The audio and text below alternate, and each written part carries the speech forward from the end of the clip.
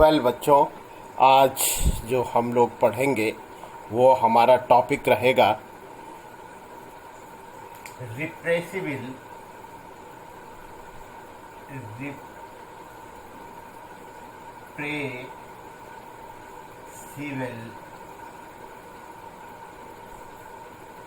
Operand system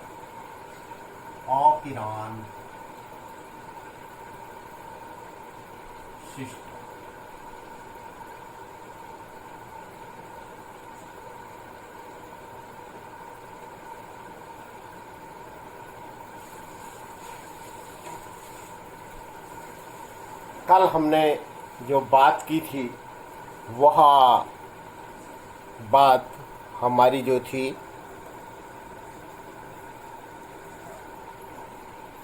वह induced operand system के बारे में थी। और यह जो इंड्यूस्ड ऑपरेंट सिस्टम था वह हमने ई कोलाई के अंतर्गत, जो कि एक बैक्टीरिया होता है, उसके अंतर्गत लैक ऑपरेंट सिस्टम में पढ़ा था। यानी जो लैक ऑपरेंट सिस्टम होता है उसमें जो इंड्यूसिबल ऑपरेंट सिस्टम होता है वो किस भांति कार्य करता है। आज हम लोग जो रिप्रेसिबल ऑपरेंट सिस्टम पढ़ेंगे वह ट्रिप्टोफैन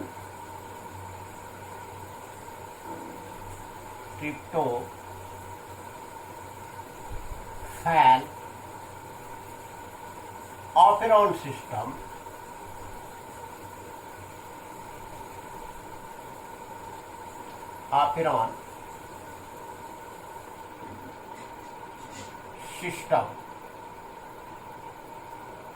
जो कि ई कोलाई में ही अध्ययन किया गया था, इसके बारे में आज हम लोग अध्ययन करेंगे।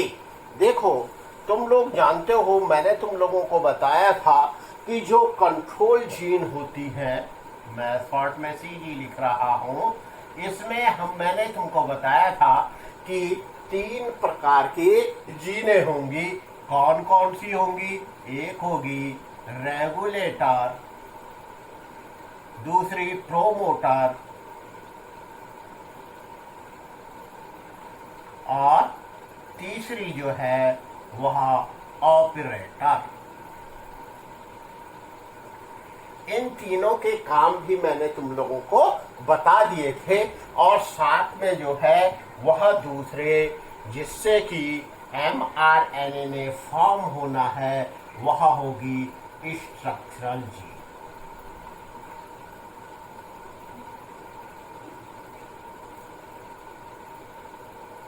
किसी विशेष जो विशिष्ट जो एक्टिविटी होनी है उससे जो mRNA फॉर्म होने हैं वह स्ट्रक्चरल जीन के द्वारा फॉर्म होने हैं। और इसको कंट्रोल करने का काम, नियंत्रण करने का काम इन जीन ने करना है। अर्थात इनसे जो उत्पन्न बायोकेमिकल्स होंगे या एंजाइम्स होंगे उनके द्वारा क्या होगा, यह पूरी की पूरी जो क्रिया है वह नियंत्रित होगी। अब यह जो रिप्रेसिबल जो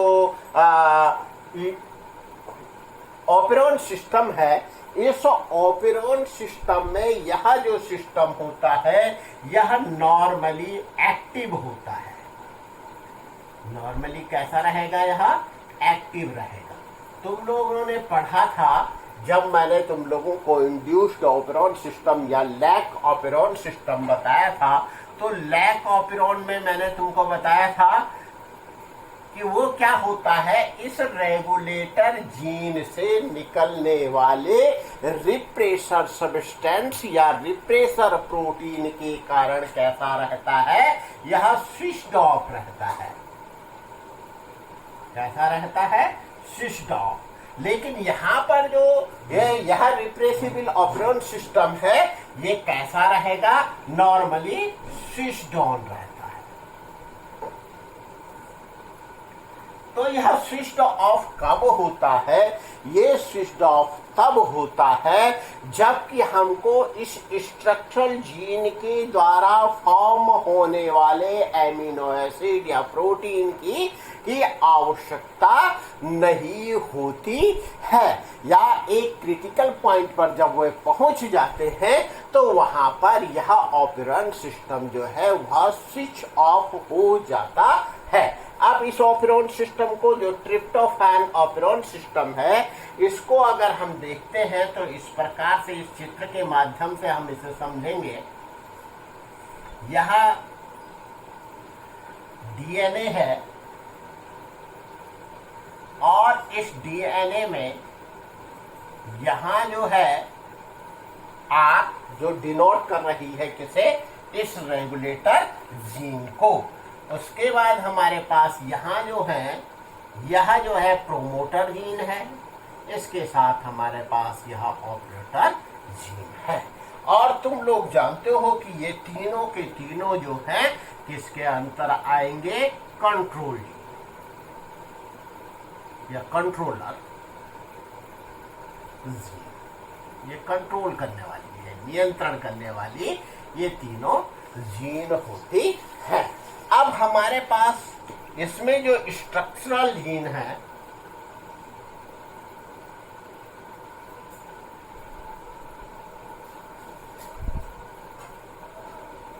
स्ट्रक्चरल जीन, ये स्ट्रक्चरल जीन 5 हैं, 2, 3, 4 और 5, जो कि A, B, C, D, E के नाम से जानी जाती है। अगर हमने इसे देखें तो यह क्या है? Structural gene first, second, third, fourth, fifth, ये इसके पार्ट है। और मैंने तुमको बताया था कि कोई जीन जिसमें एकाधिक सूचनाएं निहित होती हैं वह पॉलीसिस्ट्रॉनिक जीन होती है। तो ये स्ट्रक्चरल जीन यहाँ पर जो है वह पॉलीसिस्ट्रॉनिक जीन है, और ये इनसे क्रमशः जो mRNA बनते हैं, यहाँ पे जो भी mRNA बनेंगे उनके जो प्रोडक्ट हैं वह E enzyme, D, C, B और E है। और यहाँ जो है बाद में जो है ट्रिप्टोफैन, देख लेता हूँ दिखाई दे रहा है या नहीं दिखाई दे रहा है, इधर कर देता हूँ। ये जो है ट्रिप्टोफैन, जो कि एक एमिनो एसिड है, यह एमिनो एसिड क्या होता है? फॉर्म होता है।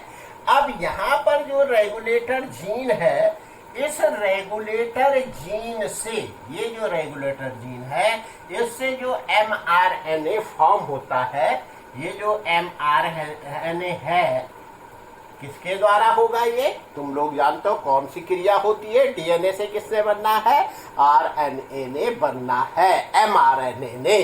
तो वह जो है ट्रांसक्रिप्शन कहलाता है। जब ये रेगुलेटर जीन जो है ट्रांसक्राइब्ड होगी तो mRNA फॉर्म होगा।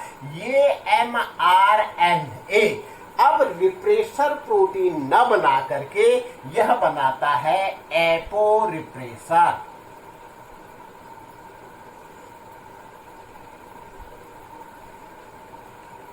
तुम लोगों ने जब लैक ऑपरेंट सिस्टम पढ़ा था तो वहां पर जो रिप्रेसर प्रोटीन थी वह क्या कर रही थी? वो जाकर के इस ऑपरेटर जीन के ऑपरेशन को, फंक्शन को ब्लॉक कर दे रही थी, जिसके कारण जो प्रोमोटर जीन पर आरएनए पॉलीमरेज के जुड़ने से यहाँ पर इनिशिएशन पॉइंट पर जो स्टार्ट होता है स्ट्रक्चरल जीन के माध्यम में जाकर के किसके mRNA की फॉर्मेशन, ट्रांसक्रिप्शन और देन ट्रांसलेशन ने जो स्टार्ट होना था वह नहीं हो पाती है।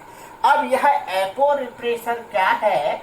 इस एपोरिप्रेशर में इसे हम ऐसे समझ लें कि जैसे इसने सीधा यहाँ पे ये सीधी लाइन है, इसे जुड़ना है, लेकिन इसका ये वाला ऊपर वाला पोर्शन जो है वह कैसा है कि वह सीधा इससे जुड़ नहीं सकता है, वह सीधा इससे जुड़ेगा नहीं तो ये ऑपरेटर जीन के फंक्शन को ब्लॉक नहीं कर पाएगा। यानी अगर यह अकेला रहता है तो यह क्या नहीं कर पाएगा, इसे ब्लॉक नहीं कर पाएगा। ये ब्लॉक इसे तब कर पाएगा जबकि इसके साथ को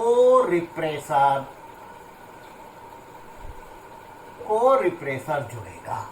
ये को-रिप्रेशर जब यहाँ आकर के जुड़ जाएगा जो कि इसके ऊपर वाले इस वाले पोर्शन को बनाएगा, जो कि यहाँ पर जाकर के ये समझो कि ये क्या था, ये तो ये वाला पार्ट है और ये वाला पार्ट, सॉरी इसे मैं थोड़ा नीले से बना लेता हूँ ताकि तुम्हारी समझ में आ जाए। ये वाला पार्ट कहाँ फिट हो जाएगा, यहाँ फिट हो जाएगा, यहाँ इस प्रकार से ये फिट हो जाएगा। तो ये क्या हो जाएगा, यहाँ पर सीधा फिट हो सकता है।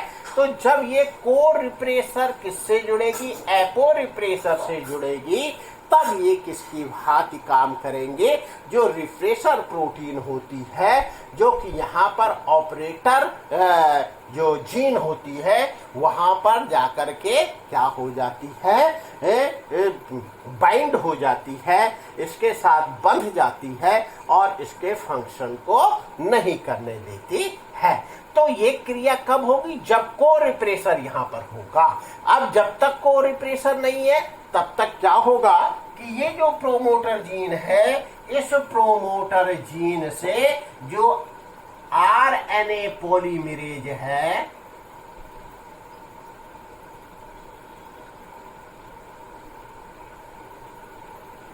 ये यहां जाए, ठीक है।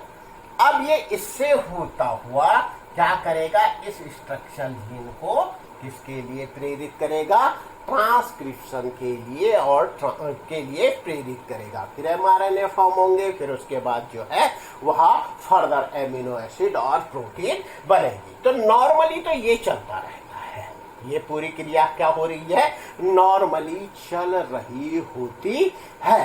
तो अब देखो कि जब यहाँ पर हम लोगों को क्या हो जाता है कि अब इस प्रक्रिया को स्विच ऑफ करने की जरूरत पड़ती है।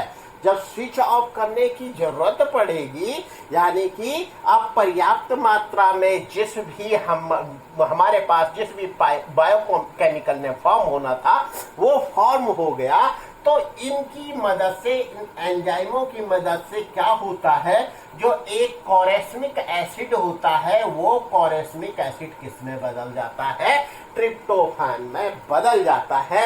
और ये यहाँ से फिर क्या होता है, को-रिप्रेशर क्या हो जाएगा, प्रोड्यूस होगा। और ये को-रिप्रेशर अब कहाँ जुड़ जाएगा, इसके साथ जुड़ जाएगा और ये जुड़ करके फिर यहाँ से कहाँ जाएंगे, इस ऑपरेटर और ये क्रिया जो है ये स्विच ऑफ हो जाएगी।